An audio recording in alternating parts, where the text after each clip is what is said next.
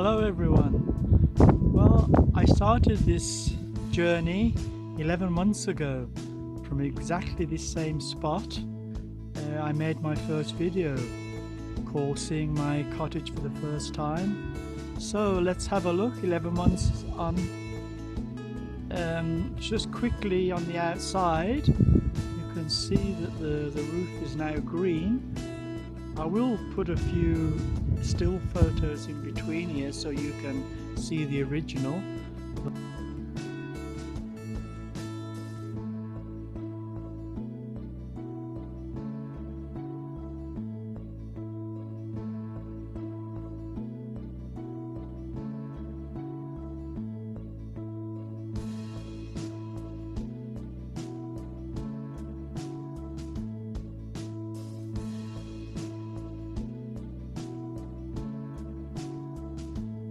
But without further ado, let's go and have a look inside.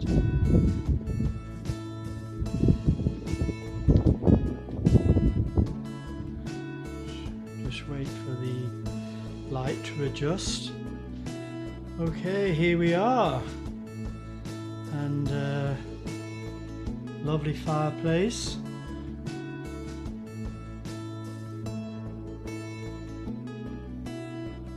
You can see that the soot stains have come through the paint, but what I'm going to do is wait for this winter for the chimney stack to fully dry out. It's probably still a little bit damp inside, although it feels dry, and I shall repaint it next year and maybe try sealing it as well. But I sort of getting used to it. It's sort of part of the history of the cottage, and there's no smell from the soot or anything. So yeah, I mean, I think I can live with that, but we'll see anyway. So here's the lovely fireplace that was uncovered. A nice stove in there, and as you can see, I've actually got some carpet down. And the floor, you can see the red floor, that is just the old concrete which I've painted. It was in such poor condition, and the levels were all over the place. It was, you know, it was going to be a big job to take the whole lot up, so I just cleaned it up the best I could and painted it, so it'll do for now anyway. So just going to come a little bit further in and bring you around to this main cottage wall here, and you see I have the central heating in, and you can see these are the soot stains again. These are the marks from the tar and the creosote had been dripping down from the old timbers, and it's ingrained into the plasterwork, but there's no dampness whatsoever, but we'll see. I mean, I can sort of live with that. I'm not too worried. So anyway, this is the living room, and we'll take a walk through now and into the my bedroom. And as you can see, all done. This one was dry lined, and I've left the dry lining in place because it's perfectly dry. I actually broke through the plasterboard in a few places, and I checked it, and it was absolutely bone dry underneath. They had laths on there and fiberglass behind, so yeah, it seems to be okay, and no dampness or anything.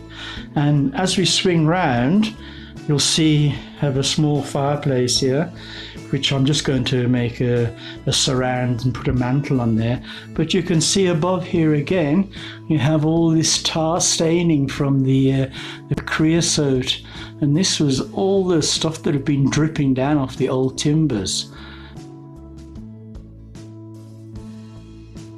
Yes, so I'm delighted. I have a proper bedroom at last, and we'll have a slow walk through here and back into the living room. That doorway through there is into the other other small room, bedroom. I have, that's the ceilings have all been done, but I haven't done any more because that is my tool room where I keep all my tools for the time being. And I have to wait and do the outhouses before I can move all my tools. So that'll be done hopefully later in the year. Okay, we'll have a look around here, and we're coming into a small hallway now, and just open the door to the bathroom, and here we have the bathroom, all finished now, boxed in the pipes that were there before. Just take a little walk around here, and the central heating radiator. So all we need now is a small cabinet and a mirror or something, you know. And this now, which used to be a small hallway, I'll just open this, I'll put the light on, and this is now the airing cupboard. Here's all the tanks and pumps and stuff. I mean, I have a spring here, so we need to pump water into the house from the tanks outside. The tanks are fed by gravity from a spring, but to get pressure here, we have to pump it in and pressurize it. And also, there's a pump there for the hot water. There's my dirty washing there, I need to sort out. So yeah, that's it. So we'll swing round. Try not to go too fast. And oh yeah, I'll show you. Sorry, I'll show you. This is the room in the extension. This is where I first moved into in January this year, and as you can see, the two exterior walls here, there's no insulation, and it was so cold, and it caused huge condensation problems. So what I shall do now later in the year, I shall line these two walls with some foam-backed plasterboard and redecorate, and hopefully that should solve it.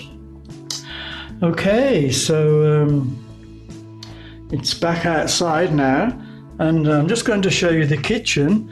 Nothing much has changed in the kitchen. If you've seen my other videos, you'll know that I've got some kitchen units in, and all it needs now is decorating. So you can just have a quick look. You can see the kitchen units are in, the range is in, all working. So basically just needs decorating, and also needs some tiles on the floor. So I'll be starting this job next week. So hopefully in a couple of weeks we should be done. Okay, we'll just... This is Peter taking the ridge stuff off the roof, and it's proving a lot tougher than we anticipated because the tiles are well embedded in concrete, and trying to break that concrete out is really tough. And you can see there then we have the membranes are visible under the first ladder, and we just roll the membrane out as we take off the sheets and put one back on.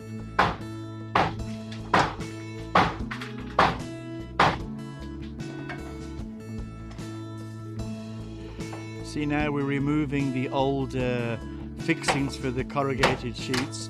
This is how the professionals do it. As you can see, there you go, bingo. Took about 20 seconds all in all.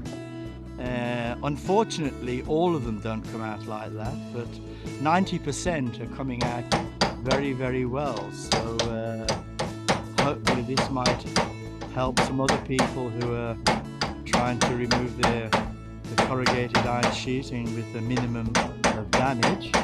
You can see now he's hammering it on. Be careful, you're just being a bit gentle. And he puts a piece of wood behind, and then heave ho, and up it goes.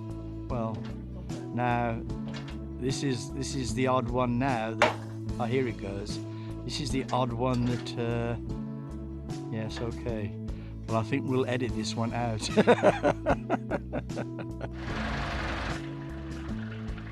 Okay, this is my farmer friend Tony, He's bringing in the turf for me, and we're getting it into the barn. We're a bit late this year because his tractor broke down. Well, his big one. This is a small tractor he's using, so it's not as powerful as the other one, but it's doing the job anyway. But yeah, I'll just take a few more shots, and we're going to pan round, and we're loading it up in here.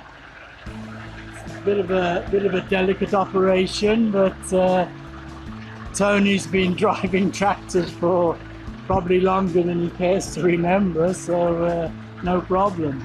I'm just going to put this down while I help him now. We'll carry on a little bit later.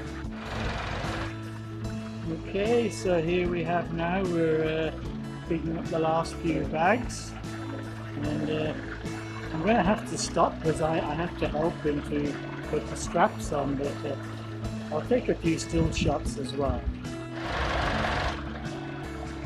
Here we come in now. I have to move back, make sure I'm out the way, and having to edge in very carefully here. Give us a smile, Tony!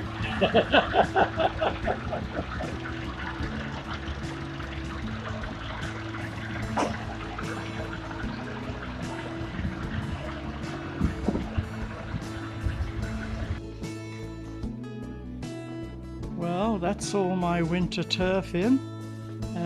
I couldn't get any more video footage because I was actually having to help my friend. I was the banksman, you know, putting the fork onto the bales, onto the bags. So I could only get a little bit of footage, but that's 12 ton of turf for my winter. So hopefully that should do me through for the winter. And here we have my wood store, and I'm busy cutting up and stacking wood. Some of it was cut 6 months ago, so we should be okay for a good while. So that's it for now. Thanks.